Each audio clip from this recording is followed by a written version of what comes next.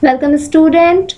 Today we will continue with class 8 geography chapter 2 land, soil, water, natural vegetation and wildlife resources. In this class we will discuss about the soil conservation. Okay, so it's very important, as we know that the soil is very important resource for us, that human have always ignored the fact and miss use soil, यानी हम क्या करते आए हैं, आज तक इस बात को हमेशा इग्नोर करते आए हैं कि we have very less land. अब हमारे पास अगर जमीन कम है तो क्या है, सॉइल जो है वो लैंड का ही हिस्सा है, तो डेफिनेटली सॉइल भी कम होगा. अब उसका मिसयूज कर रहे हैं, उसको इग्नोर कर रहे हैं, तो क्या होगा, धीरे धीरे जो सॉइल है वो डिग्रेडेट हो जाएगी, खराब हो जाएगी और यूज के लायक अनफर्टाइल हो जाएगी. Then it create lots of problem to human being. Human activity like farming, overgrazing, overuse of pesticides, deforestation, we already discussed these points in previous class, have a deep on impact of soil. यानी जब हम farming activity करते हैं, over grazing करते हैं या फिर pesticides को ज़्यादा यूज़ करते हैं, डिफॉरेस्टेशन करते हैं, इन सब की वजह से जो सॉइल की क्वालिटी होती है उस पर बहुत ही नेगेटिव इम्पैक्ट पड़ता है. और of course there are a natural factor which lead to the degradation of soil. Definitely soil degradation के लिए कुछ नेचुरल फैक्टर्स भी अवेलेबल हैं, बट उस सॉइल डिग्रेडेशन में ज़्यादा कंट्रीब्यूशन ह्यूमन एक्टिविटी का है. Which are the landslide, we already discuss it, flood, and we do not have much control over natural factor. अब क्योंकि नेचुरल फैक्टर को तो हम रोक नहीं सकते हैं, लैंडस्लाइड को रोक नहीं सकते, उसको मिटिगेट कर सकते हैं, उसके प्रभाव को कम किया जा सकता है. फ्लड को रोका नहीं जा सकता, उसके प्रभाव को कम किया जा सकता है. सो उसके ऊपर बहुत ज़्यादा कंट्रोल नहीं है. यानी नेचुरल फैक्टर्स जो है सॉइल को डिग्रेडेट करने, यानी सॉइल को ख़राब करने वाले, उसकी क्वालिटी को इफ़ेक्ट करने वाले जो नेचुरल फैक्टर्स हैं, इन पे हमारा बहुत ज़्यादा कंट्रोल नहीं है. So however we can impose the check on human activity. तो क्यों ना हम ह्यूमन एक्टिविटी जिसका इम्पैक्ट ज़्यादा पड़ता है उसको कंट्रोल करें, and to prevent the degradation of soil. And it's very important for survival of plant, animal and as well as human beings. So let's begin. Discuss some of the method of soil conservation. Okay, first method is a mulching. Okay, mulching is one of the simplest and most beneficial practice. Mulching is a practice spreading a protective layer of a material on top soil. Okay, this happen to retain moisture. यानी mulching से क्या फ़ायदा होता है, moisture retain करना, यानी soil में नमी को धारण करने की जो क्षमता होती है उसको वो बढ़ा देता है. एंड रिड्यूस इरोजन, इरोजन को कम करता है, यानी मिट्टी का कटाव कम होता है. प्रोवाइड न्यूट्रिशियंस, सॉइल में न्यूट्रिशियन यानी ह्यूमस की मात्रा को बढ़ाता है. And suppress the weed growth, यानी जो ऐसे प्लांट जो मेन फूड प्लांट्स को या जो हम प्लांट लगाना चाहते हैं उसको नुकसान पहुंचाते हैं, उसको भी बढ़ने से रोकता है. And mulch can either organic, अब मल्च जो होता है वो ऑर्गेनिक हो सकता है, जैसे ग्रास, स्ट्रॉ, बार्क पीसेस डाल सकते हैं, यानी पेड़ के जो घास है वो डाल सकते हैं, पेड़ के सूखे पत्ते डाल सकते हैं, डालियाँ डाल सकते हैं, पेड़ की छाल डाल सकते हैं. और कुछ जगहों पे इनऑर्गेनिक मैटर्स का भी यूज़ होता है, जैसे stone, brick pieces and plastics का यूज़ होता है. अब देखते हैं कि बेसिकली मल्चिंग में करते क्या है. If we mulch a tree, अगर हम एक ट्री को मल्च करने की कोशिश करते हैं तो उस ट्री के एटलीस्ट 3 फीट के अराउंड में हम क्या करते हैं, जो ऑर्गेनिक मैटर है. अब देखो मल्चिंग में ज़्यादातर यूज़ ऑर्गेनिक मैटर का ही होता है. तो अब यहाँ पे हम क्या करते हैं कि जो स्ट्रॉ है, सूखे पत्ते हैं या फिर बार्क है, टहनियाँ हैं, इन सबको यहाँ डाल दिया जाता है. और जब पानी ऊपर से डाला जाता है पेड़ों पे तो क्या होता है, वो उस पानी को एब्जॉर्ब करते हैं और धीरे धीरे डीके होकर मिट्टी में मिलना स्टार्ट करते हैं, जिससे मिट्टी में ह्यूमस की मात्रा बढ़ती है, सॉइल इरोजन नहीं हो पाता है.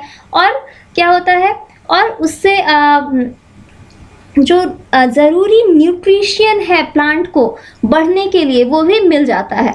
अब अगर हम किसी एग्रीकल्चर फील्ड की बात करें, एग्रीकल्चरल फील्ड में जो मेन क्रॉप है उनके बीच में इस तरह से स्ट्रॉ और जो सूखी पत्तियां या जो भी ऑर्गेनिक मैटर्स है उन सबको डाल दिया जाता है, और सेम प्रोसेस होता है जब फील्ड को इरिगेट किया जाता है तो ये चीज़ें आसानी से मिट्टी को इरोज नहीं होने देती है, मिट्टी का कटाव होने से रोकती हैं। साथ ही साथ डीके होने पर सॉइल में ह्यूमस की मात्रा को भी बढ़ाती है, जिससे सॉइल ज़्यादा फर्टाइल हो पाता है। और जब ह्यूमस की मात्रा बढ़ती है, फर्टाइल सॉइल होता है, तो उसमें पानी यानी मॉइस्चर रिटेन करने की क्षमता भी बढ़ जाती है। So this one is the best method of soil conservation. Okay, next one is the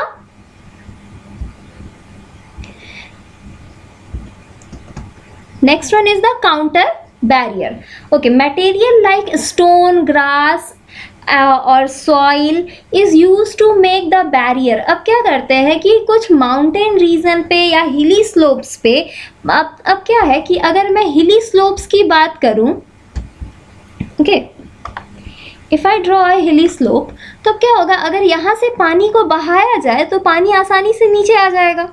तो अब जब पानी तेजी से और आसानी से नीचे आएगा तो ये अपने साथ यहाँ की मिट्टी को भी बहा के ले आएगा, यानी सॉइल इरोजन होगा और सॉइल की क्वालिटी डिग्रेडेट होगी।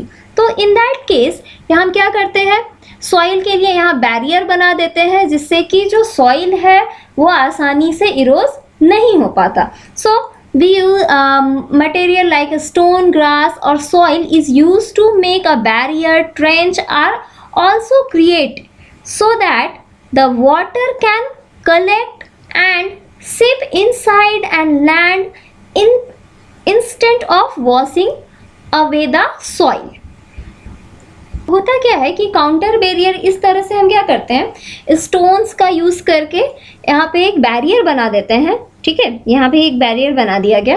अब जब हम इस फील्ड को इरिगेट करते हैं, पानी डालते हैं, ठीक है, स्टोन से, ग्रास से बैरियर बना दिया गया।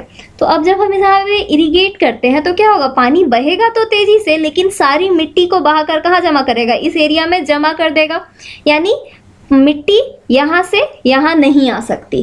तो इस तरह से क्या होगा, ये बैरियर बना और यहाँ पे सारी मिट्टी जमा हो गई, मिट्टी का ह्यूमस जो है बहने से बच गया, और फिर से ये मिट्टी यहाँ पे काफ़ी उपजाऊ रही और यहाँ पे इसका यूज़ किया जा सका, तो इरोजन नहीं हो पाया। This is the one of the best method in hilly slope to conserve the soil. This is the counter barrier. Okay, next one is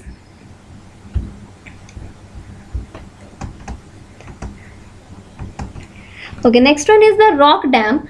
Rock dam, in this the rock are piled up the create obstruction, यानी नदी के रास्ते में rocks को डाल करके क्या किया जाता है, ऑब्स्ट्रक्शन यानी रुकावट पैदा की जाती है, जिससे फ्लोइंग वाटर, उसका जो उसका जो फ्लो है वो थोड़ा स्लो हो जाए। And slow moving water does not cause a intense erosion, और बहुत तेज पानी ना बहे तो वो ज़्यादा इरोजन नहीं कर पाता है। सो देखते हैं।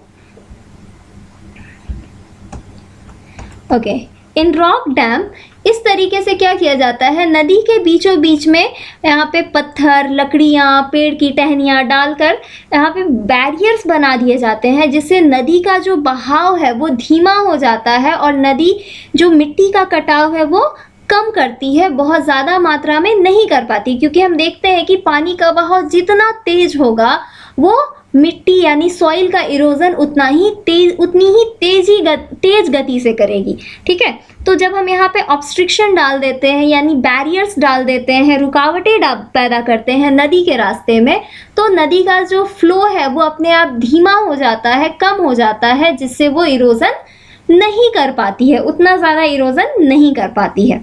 So next one is the terrace farming. Terrace farming क्या है, the people grow crop on steep slope of hill or mountain by adopting a farming practice which known as the terrace farming. Steps are created on the steep slopes so that flat surface are available to grow crops. Okay, and rainwater is not allowed to flow freely on hill slope. This prevent the surface runoff and soil erosion.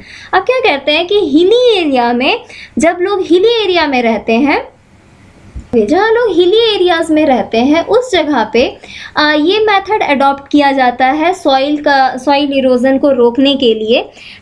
यहाँ पे terrace यानी जो ढलान होती है वहाँ पे वहाँ पे स्टेप्स बनाए जाते हैं, सीढ़ी नुमा खेती जिसको हिंदी में कहते हैं।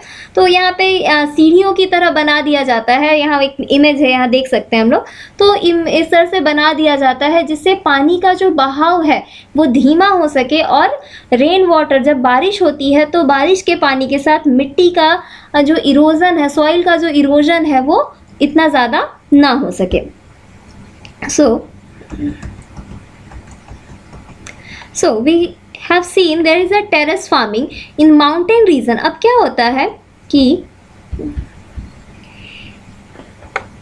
माउंटेन का सपोज देखो ये पार्ट जो कि काफ़ी खड़ी ढलान है। अब क्या होगा, जब यहाँ से पानी गिराया जाएगा तो काफ़ी फास्ट स्पीड से पानी नीचे आएगा और उसके साथ ही बहुत सारी मिट्टी को भी बहा कर ले आएगा, यानी सॉइल का इरोजन करेगा। लेकिन जब हम यहाँ से पानी को गिराएंगे तो क्या होगा, पानी का स्पीड अपने आप स्लो होता चला जाएगा ड्यू टू दिस स्टेप्स, और इसकी वजह से सॉइल का इरोजन कम होगा। और जब हम इन ढलानों पर पेड़ लगाते हैं, ऑब्वियसली प्रीवियसली बताया था कि पेड़ लगाना जो है, यानी when we planted a tree then it is a solution of every natural problem. जो नेचुरल तरीके से जो प्रॉब्लम्स क्रिएट हैं, जैसे land degradation, soil degradation, water pollution, तो इन सब का जो एक परफेक्ट सॉल्यूशन है which is the planting the tree. तो जब हम यहाँ पे पेड़ों को लगाते हैं, ये क्या करती है, मिट्टी को पकड़ के रखती है, खिसकने नहीं देती है। लैंडस्लाइड में बताया था। तो जब वो उसे खिसकने नहीं देती है और पानी की गति कम होने की वजह से, इन ढलानों पर पानी की गति कम होने की वजह से सरफेस रन ऑफ भी कम होता है, जिससे सॉइल इरोजन नहीं हो पाता है। क्लियर? सो आगे देखते हैं क्या है। Next one is the intercropping. अब इंटरक्रॉपिंग क्या है? Intercropping refer to the practice of cultivating 2 or more crops simultaneously in same field, यानी एक ही फील्ड में रो बनाकर 2 तरह की क्रॉप्स को प्रैक्टिस करना ही इंटरक्रॉपिंग कहलाता है। ठीक है। The different crop which planted are unlikely to share the same insect, pest, disease causing and pathogens. Both the crop will also have different nutrition requirement. In this way the soil is used more efficiently. Moreover, if legumes are used in intercropping, they will contribute toward increasing the soil fertility. And we have read earlier about the nitrogen fixing bacteria which are present in the root of these plants, and find out how they enrich the soil. अब क्या होता है कि intercropping में हम क्या करते हैं, इंटरक्रॉपिंग में हम क्या करते हैं, 2 तरह की प्लांट्स को एक ही फील्ड में लगाते हैं। ठीक है, जिनमें सेम पेस्टिसाइड्स डाले जा सकें, जिनकी डिजीजेस सेम हो, जिनकी केमिकल कंपोनेंट्स जो है वो सेम होनी चाहिए। और डिफरेंस क्या होता है दोनों की हाइट का, यानी एक थोड़ी हाइट में छोटी होती है और एक प्लांट हाइट में बड़ी होती है। और जिससे क्या होता है, जब हवा चलती है तो क्या करता है, हवा चलती है तो हवा के लिए जो बड़ी प्लांट्स होती हैं ये ऑब्स्टिकल वेल पैदा करती हैं, जिससे हवा के साथ मिट्टी नहीं उड़ती है। और जब यहाँ पे बारिश होती है या फिर इरिगेशन किया जाता है तो स्मॉल प्लांट्स भी मिट्टी को, इनके जो रूट्स होते हैं वो काफ़ी मजबूत होते हैं, तो ये मिट्टी को पकड़ के रखती हैं। उसके अलावा ये प्लांट्स इन प्लांट्स की रूट में नाइट्रोजन होता है जो कि मिट्टी को इनरिच करता है, और इस इनरिचमेंट से सॉइल इरोजन भी रुकता है। उसके अलावा ह्यूमस की कैपेसिटी बढ़ती है और सॉइल ज़्यादा से ज़्यादा फर्टाइल होता है। जैसे एक इमेज में हम लोग यहाँ देख सकते हैं, यहाँ पे 3 क्रॉप्स को इंटरक्रॉप किया गया है, ठीक है। ये जो बड़ी वाली दिख रही है वो मेज है, इट मीन्स वो मक्का है। देन यहाँ पे फिर सोयाबीन लगाया गया है, और ये वाइट वाली जो है ये ओट्स लगाया गया है। यानी एक ही फील्ड में 3 तरह की क्रॉप्स को प्रोड्यूस किया जा रहा है, जिनके फेनोमेनास क्या है, वो सिमिलर है। So next one is counter plugging. Counter plugging क्या है? द कॉन्टूर फार्मिंग और contour plugging is practice of plugging across the slope following its elevation and on or contour. The row formed in such a way slow down the water runoff during the rain to prevent soil erosion and give the water time to settle into the soil. अब देखते हैं कि इसमें क्या होता है। Counter plogging में generally इसमें जो इवेलेटेड लैंड है, यानी जो हिली स्लोप्स है, वहाँ पे रोज बनाए जाते हैं, और रो में प्लांट्स को ग्रो किया जाता है, जिससे क्या होता है, ढलानों पर जो सरफेस रन ऑफ है वो रुक जाता है, और प्लांट होने की वजह से क्या करता है, ये पानी और मिट्टी दोनों को पकड़ के रखता है, होल्ड करता है, जिससे पानी को टाइम मिलता है कि वो मिट्टी में काफ़ी सेटल हो सके, यानी मिट्टी में पानी एब्जॉर्ब हो सके। तो देखते हैं इसमें क्या है। Okay, next one is so listen. In contour plogging हम क्या करते हैं कि एक हिली रीजन में कॉन्टूर बनाते हैं, यानी इस तरह से गोल सर्कल में कॉन्टूर बना रहे हैं, इस तरह से कॉन्टूर बना रहे हैं, ठीक है। और ये आप क्या कर रहे हैं, यहाँ पे हम इस कॉन्टूर में हम क्या किए, प्लांट्स लगा दिए। अब प्लांट को लगाने से फ़ायदा क्या हुआ, जब यहाँ बारिश होती है तो वो पानी एक ही साथ नीचे ना आने की जगह रुक रुक कर पानी आता है, जिससे काफ़ी टाइम मिलता है कि पानी जो है वो मिट्टी में एब्जॉर्ब हो जाए। और प्लांट्स क्योंकि क्या करते हैं, सॉइल को हमेशा होल्ड करके रखते हैं, पकड़ के रखते हैं, खिसकने नहीं देते, तो वो क्या करता है, उससे सॉइल इरोजन को भी रोक लेता है। So this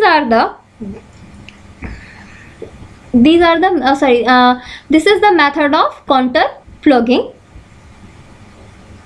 The next method is shelter belt. Shelter belt क्या है? The tree are planted in row in such a manner that they provide shelter from wind and prevent soil. These are very commonly seen in coastal areas and dry region where the strong wind dominate. अब क्या आता है कि ये जो shelter belts है, ये agricultural field के चारों ओर प्लांट्स को लगा दिया जाता है, जिससे जो काफ़ी तेज हवा आती है, और हवा के तेज आने की वजह से जो सॉइल इरोजन होता है वो रुक जाता है। जनरली शेल्टर बेल्ट जो है हमें ड्राई रीजन्स में देखने को मिलता है, या कोस्टल एरिया में देखने को मिलता है, जहाँ हवा की जो गति होती है, यानी हवा की जो स्पीड होती है वो काफ़ी तेज होती है। So let's see the shelter belt. Okay, in shelter belt, plant to check water movement and also it check the wind movement. अब क्या है कि देखो, ये क्रॉप्स है, ठीक है। इस क्रॉप के चारों ओर क्या किया गया, बैरियर की तरह प्लांट्स लगा दिए गए, जो कि शेल्टर बेल्ट की तरह काम करता है। अब जब हवा इधर से आती है तो ये क्या कर रहा है, एक तरह का ऑब्स्टिकल पैदा कर रहा है, रुकावट पैदा कर रहा है, और प्लांट को हवा को डायरेक्ट यहाँ आने नहीं दे रहा है, हवा की गति को क्या कर रहा है, धीमा कर रहा है, जिसकी वजह से क्या होगा, सॉइल इरोजन रुकेगा, सॉइल इरोजन कम होगा। Okay, so these are the some methods of soil conservation. In next video we will study about the water resources. Okay.